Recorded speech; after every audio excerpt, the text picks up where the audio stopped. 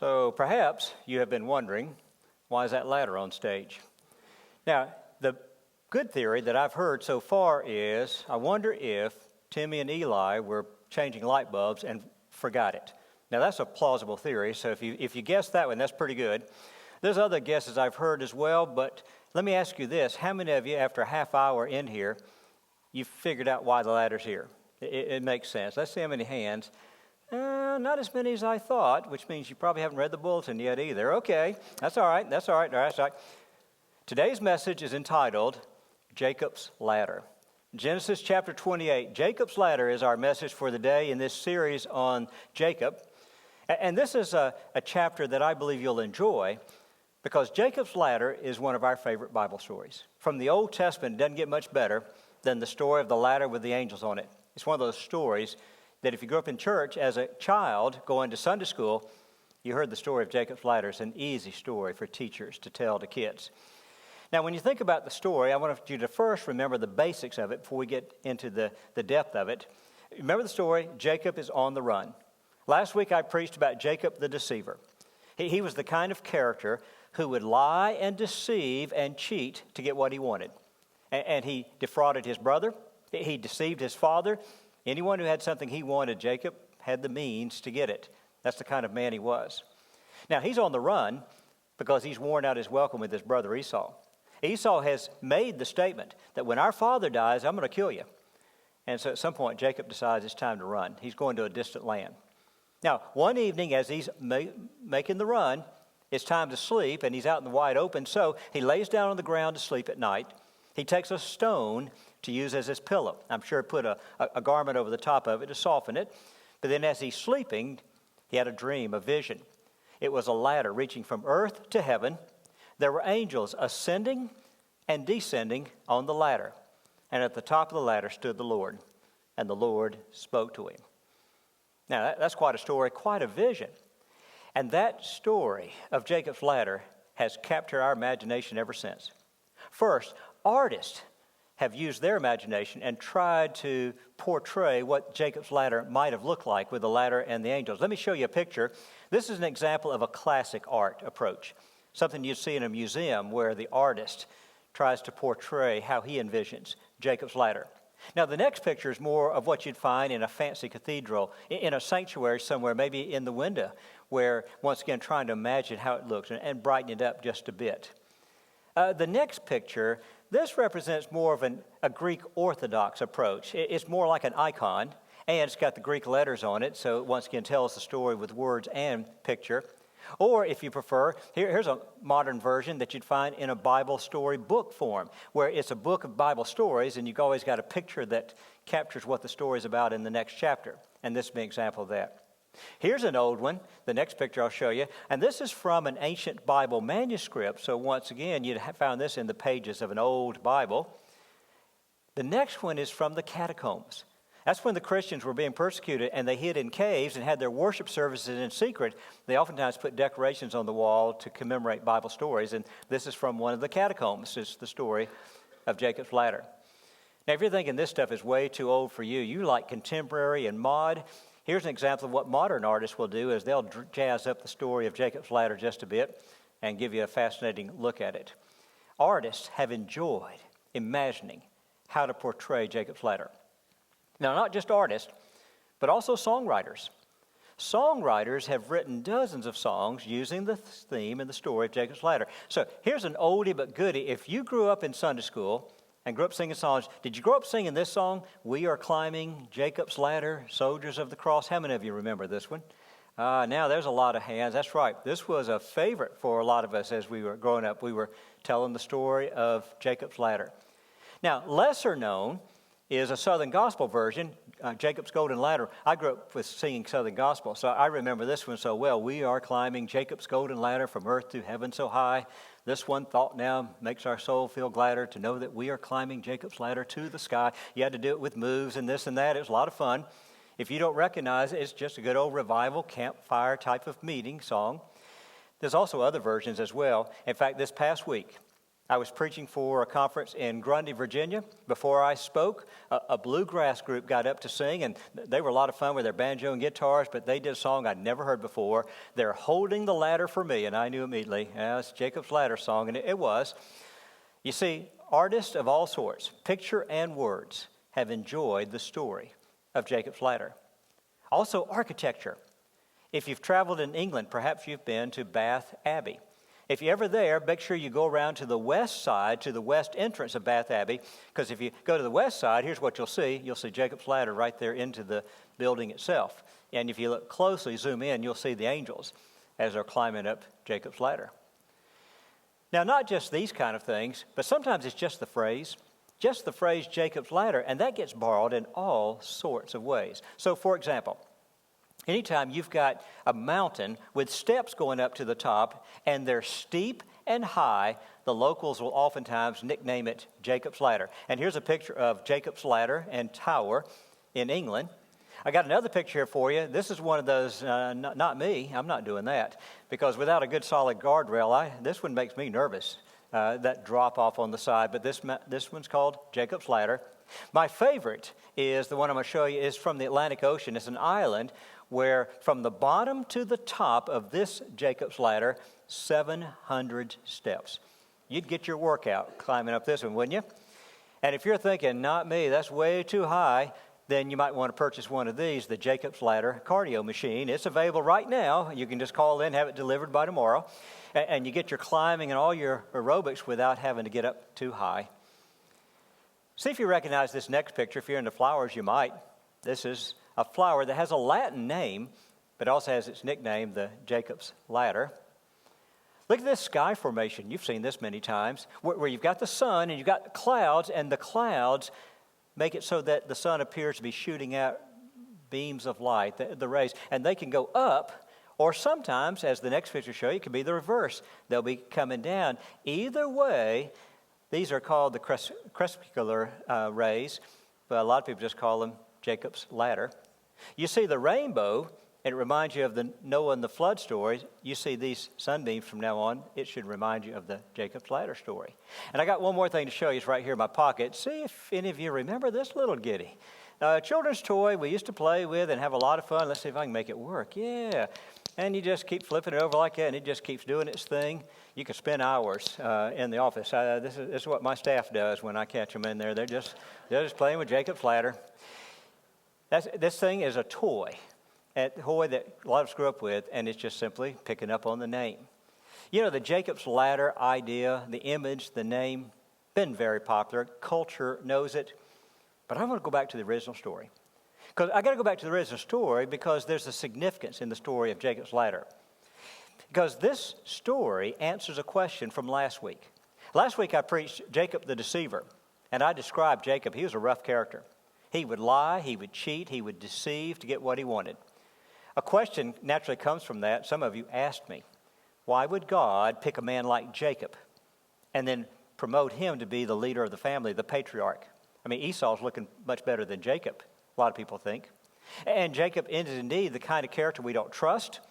How can you put that guy as the leader? Why would God choose Jacob? It's this next story, Jacob's Ladder, where you get a chance to see what made Jacob special. What was the redeeming quality that Jacob had that wouldn't come out necessarily? And that's what I want to show you, why it is that God chose Jacob and not Esau. Now, to do that, I got to go back to the story once again. So let's do that. And let's first talk about a sign from God. That's what Jacob's Ladder was. It was a sign from God to Jacob. It was a sign he needed to see.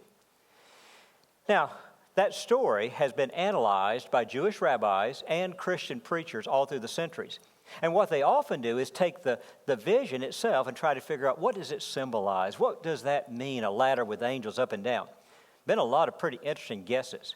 One speculation is it's a symbol of prayer. Our prayers go up to heaven, and then the answer comes down from heaven.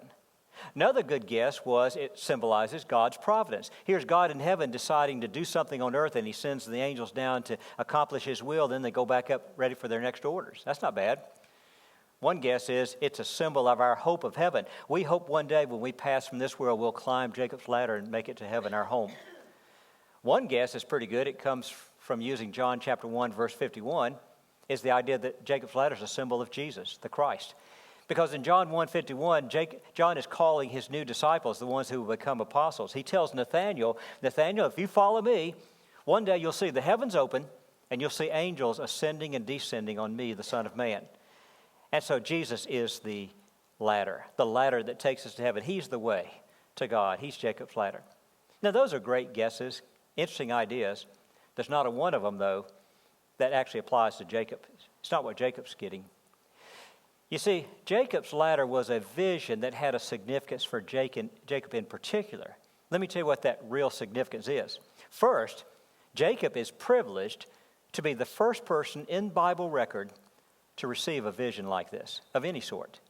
Now, before Jacob, there were men who were selected by God, and God spoke to them, and they got the voice of God. Noah got a voice that said, I want you to build an ark. Abraham heard a voice say, I want you to move cross country. I'll show you where. Or a voice that said, I want you to take your son Isaac up on the mountain and offer him as a sacrifice.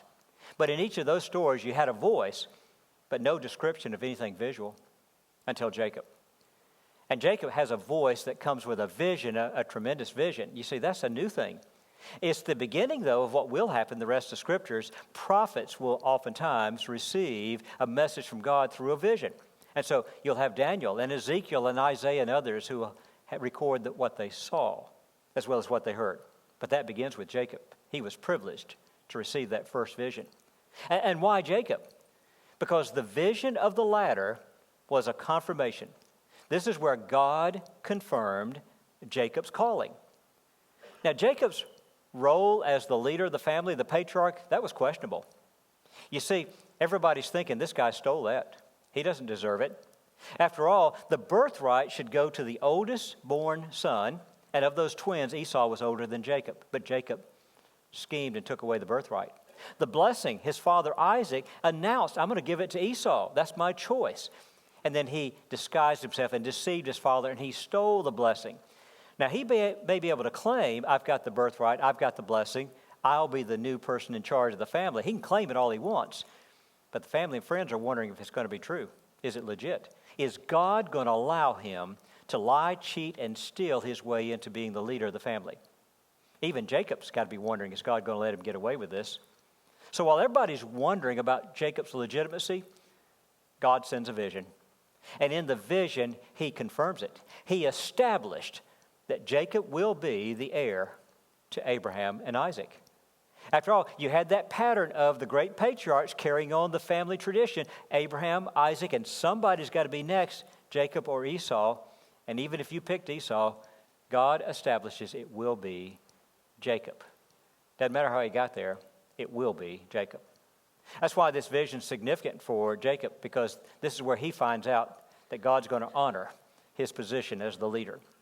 Now, the way he does it is he repeats to Jacob the very same promise he had given his grandfather Abraham and his father Isaac. The promise was very familiar. I'm the Lord God. I'm the God of Abraham, I'm the God of Isaac, I will be your God. The land you're upon, I will give it to you and your descendants. And your descendants will be like the dust of the earth, I will multiply them. And all people on earth will be blessed through you and through your seed, through one special child who will be born in your family. And I will watch over you everywhere you go, and one day bring you back to this land so I can fulfill my promises I've made to Abraham, Isaac, and now to you. See, by giving that promise to Jacob, he confirmed that Jacob was God's choice to be the patriarch, to be the leader of this family, to continue what his father and grandfather had begun. So it is, Jacob is now set on the course confirmed by the vision. That still doesn't tell you why God chose him and not Esau. So let's continue the story and talk about a sacred place. That's what that spot of ground became. It became a sacred place. When Jacob woke up the next morning after seeing the vision of the ladder and the angels, he said, wow, this was an awesome experience. This is an awesome place. And I like the way the verse puts it. It says, Jacob was afraid and declared this was an awesome place. Now, when you hear the word awesome, we use that today, you might be thinking, wow, wonderful, marvelous. Now, this, that, but it's more. The word awesome means this is a marvelous thing and it scares me to death. You got to get the scare part in it. It's kind of like if I ever preach a sermon on Jesus as the Lion of Judah, and I could find a zookeeper somewhere who could bring a lion in here for fun. We're talking, you're looking at me, and all of a sudden he just quietly comes down the aisle. Here he is on a leash. He's got that lion. Wouldn't that be cool? You'd say, man, that's awesome. Awesome in that it's a marvelous looking thing. I haven't been that close to a lion, but I tell you, if you're sitting on the aisle, that thing turns to you, and all of a sudden he lunges, and guy's got the leash. You're thinking awesome in the other sense as well. It's a little scary too. You see, that's what awesome means. It's a marvelous thing to behold, and it scared me to death. I was hanging on for dear life. And Jacob says, I was in the presence of God, and it scared me to death, but boy, it was awesome. That's why he goes on in the verse, and he says, surely the Lord is in this place. I feel like I'm at the house of God. I feel like I'm at the gate of heaven. That's how this experience impressed him. So, and then he decided to do something about it. He set up a memorial stone.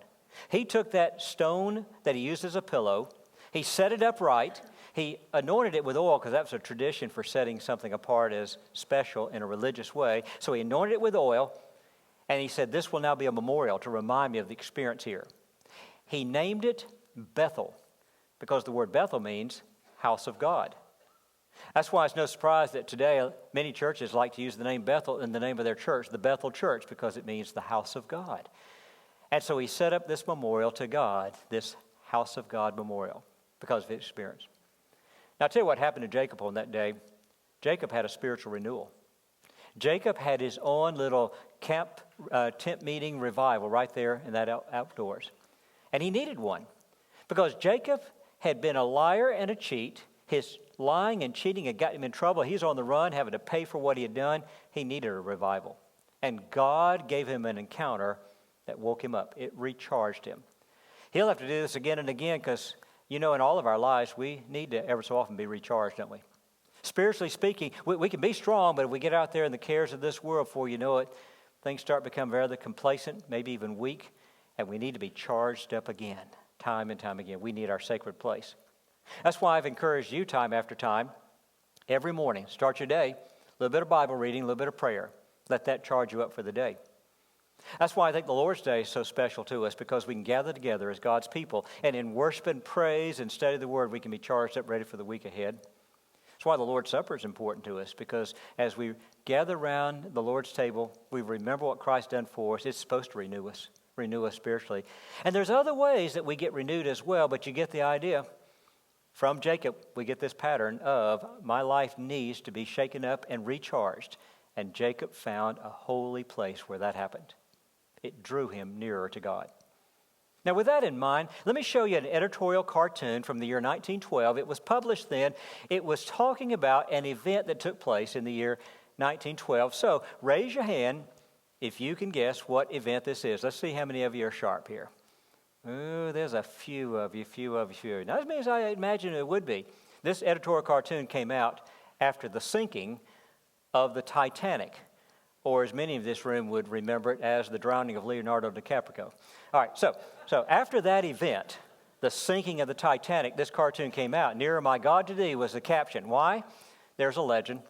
The legend is that as the ship was taking on water and people were getting a little bit panicky, the band continued to play, trying to calm their fears, but at some point the happy music wasn't working. They switched. And the last song they supposedly played was Nearer My God to Thee, to calm people for what was coming next. Now, Nearer My God to Thee has been a classic song ever since. Many of you remember it. It's sometimes used at funerals, often used at prayer time. So, for example, in a worship service, we'll sing the first verse, ask so-and-so to pray. It's a song that has been a classic. Here's the shame, though. A lot of times we sing the first verse, maybe sing the last verse. We often miss the middle verses. And the middle verses tell the story that inspired the hymn. Let me show you verse 2, the verse we often skip over. So verse 2 says, though like the wanderer, the sun gone down, darkness be over me, my rest a stone. You're picking up over that, right? Look at the next verse. All right, so there be the way will appear, steps unto heaven, and all that thou sendest me in mercy given. And look at the last verse. Last verse says, so then with my waking thoughts, bright with thy praise, out of my stony grief, Bethel I will raise. And then the chorus, angels are beckoning me nearer, my God, to thee. See, the hymn writer was inspired by the Jacob's Ladder story and wrote a classic hymn that still works today. Every one of us know that same draw that Jacob felt, the desire to be closer and closer to God, the need to be refreshed and renewed as we draw in his presence. But none of this has still told you much about why Jacob was the guy God chose versus Esau. So let me tell you one more piece of the story of Jacob and his ladder. Last piece is the solemn pledge. The solemn pledge that Jacob will make on this occasion when he saw the vision of the ladder. Now, I like the way the text puts it. The text says this: Jacob made a vow. He uses the word vow, pledge. He says, now, if God is going to watch over me and take care of me everywhere I roam, and I'll just stop right there because I want you to see what he's doing there. Jacob made a vow, a pledge. This is actually the first time we see such a thing in Scripture. Now, before that, Abraham, he might have made a promise to God, but it's not recorded for us to read. Isaac might have done the same. Noah might have done the same. Who knows? They may have made promises to God, but it's with Jacob. We get to see someone make a pledge to God and say it out loud so that you can see what he said. Now, once Jacob does it, this will be something you'll see in the rest of Scriptures. Others will also make their pledge to God, and we'll see what it is they promise. Now, don't misread the pledge. Sometimes the English translation can mislead you there when it's got the word if.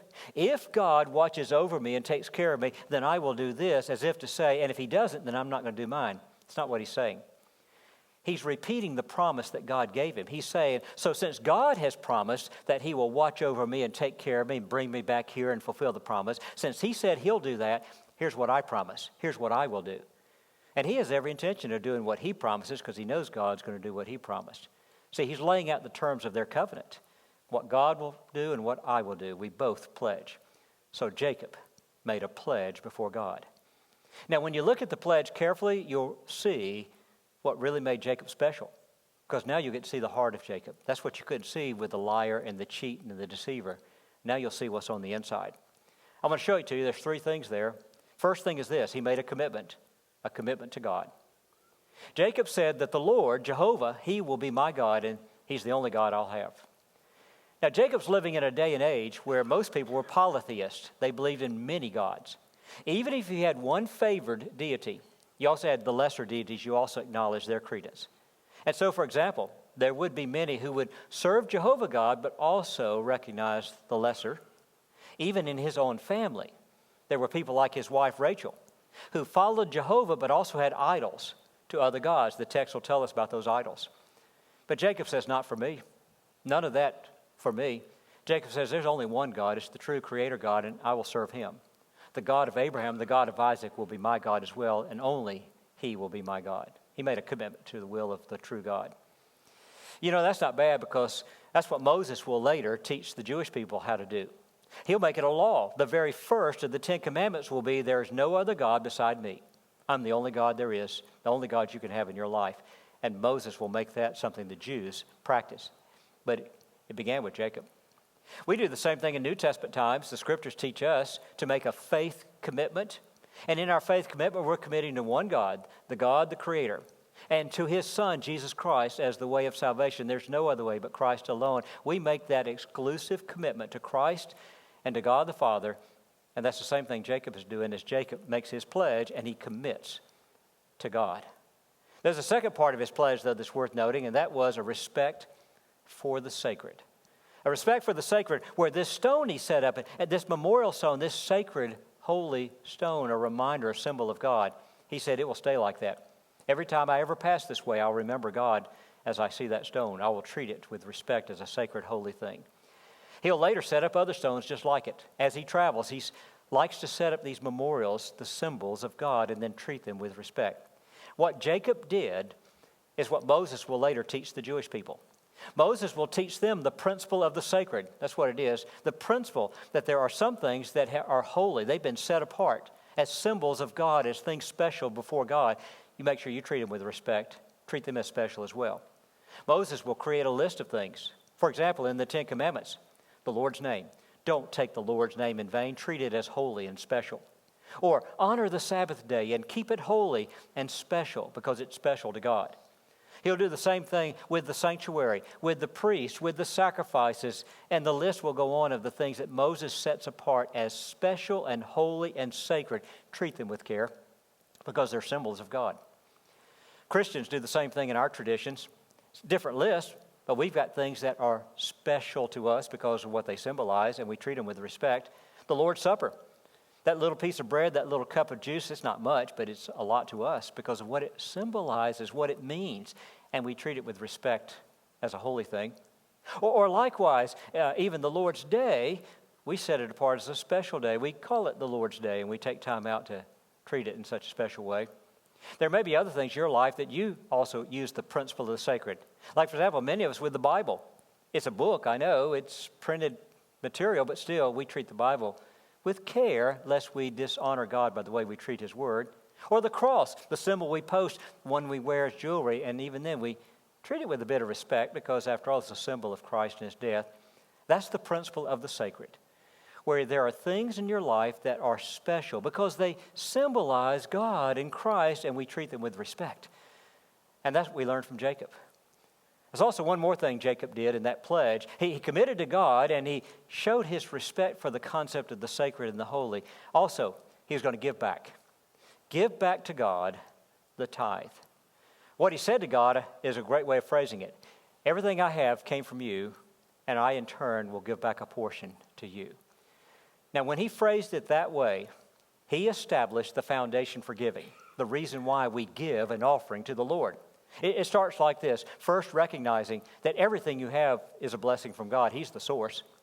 That is, whatever you did to bring about what you've got, still, it was God who blessed you with it. Recognize it all comes from Him. So He has good right to expect that we'll take a portion of it and give it back to Him as an offering, to say thank you, to honor Him. It's the principle behind why we do giving. See, giving isn't some kind of tax that the church levies on you or any other reason you might imagine. No, it's acknowledging God and His gifts and then acknowledging it by giving a portion back to honor Him. In Jacob's case, it was the tithe, the tradition of the tithe. 10%, that's what the word means. It's a specific number. 10% of what you've blessed me with, I'll give it back to you to honor you. Now, where do you ever get such an idea? Learned it from his grandfather Abraham. You see, Abraham is the guy who met Melchizedek, the king of Salem, the priest of God Most High. And he took the spoils of war, took 1/10, a tithe, and he gave it back as a tribute to God. You see, this giving of the tithe started with his grandfather. It became a family tradition the grandson is carrying on, and he pledged, I will always honor you for all the blessings you've given me. I will give you back the tithe. Now, Moses, once again, will take from Jacob and teach that to the Jews, just like he did with the commitment to the one God and the recognizing of the sacred and holy. He'll take the tithe idea, the giving back, and he'll make it into a command. And thus, he'll introduce the tithe to the Jews, and he'll call it the holy tithe. The tithe is holy and sacred. Why? Because it belongs to God. He gave you, and you're giving back the portion that belongs to Him, and give it to Him and show respect to God with the holy tithe. And that's been a tradition ever since. Many of you grew up in church, and you've heard a preacher or two that will preach about tithing and encourage you to do it. And many of us learned to do it when we were young, and we still do it. My parents taught me to take your dollar allowance and take 10 cents and drop it in the offering in the Sunday school class, and the 90 cents is yours. And as you keep getting older and the income changes, you keep doing the tithe. You see, for those of us who've been doing it, it makes sense. It's a good thing. It's fair and reasonable, I say. Now, if you're not a tither, you may say, I see it as a burden. I see it as a hardship. That's a big chunk of money to give away when I'm having a hard time making ends meet. But I believe if you look at it carefully, it makes sense. For example, it makes sense for those who are wealthy and rich. I want you to imagine for a moment, what if this year, for some strange reason, your income was $1 million? Wouldn't that be something? Now, you know what the tithe of $1 million would, don't you? $100,000. That sounds like a lot to put in the offering, doesn't it? You know what I'm looking at? $900,000. But I'd love the opportunity to see what I could do with that. Because I believe I could live off of $900,000, don't you? With a whole lot left over at the end of the year, because I live pretty simple means. You see, we look at the 10, and that looks big, but look at the amount that remains, and the 10 looks pretty good compared to this. I think a wealthy person could be a tither. Ought to be pretty easy. I think a poor person could be a tither, and it ought to work for them. Man, I had a tough week. In fact, I only earned $100. I only have 10 to drop in the plate. Doesn't seem like much. And yet in God's sight, that $10 is the same as the $100,000. If it's the tithe of what you received, it's still just as big. It still honors God. My 10 cents in the children's offering plate was just as big as anything anybody else gives, if it's the tithe. You see, for rich or poor, it's a pretty nice deal. And even for those of us in the middle, I think it works. And it works in a way that puts the same kind of thing on everyone and no burden upon anybody. And that's what I like about tithing. A grand tradition, and it was Jacob who really put this into the pledge form. And he said, here's what I'm going to do for God. And you see him lay it out. You're going to be my God and my God alone. I'm going to commit myself to you. And I'm going to recognize the sacred and the holy, show respect to you by the way I treat the things that represent you. And I'm going to give back. In recognition of all you've blessed me with, I am going to return the tithe portion to show you the honor that you deserve. And when you see Jacob make that pledge, now you start to realize what it was that God saw in Jacob. Oh, we see the deceiver, the liar, and the cheat. And we see Esau, and he's not doing those things. But if I had the time to preach you a sermon on Esau, I would also use what Genesis says about Esau, and I'd show you what his problems are. And the pledge that Jacob made, that's not Esau's pledge. Fact is, the book of Hebrews will refer to Esau as godless Esau. There are some real issues with Esau in the heart. But for Jacob, with all the rough edges he's got and all the work that's got to be done for him to ever grow up and become what he needs to be, still in his heart, there was the heart that God was looking for, the heart that expressed itself in an appropriate way. And that's the real lesson I want you to learn from Jacob's ladder.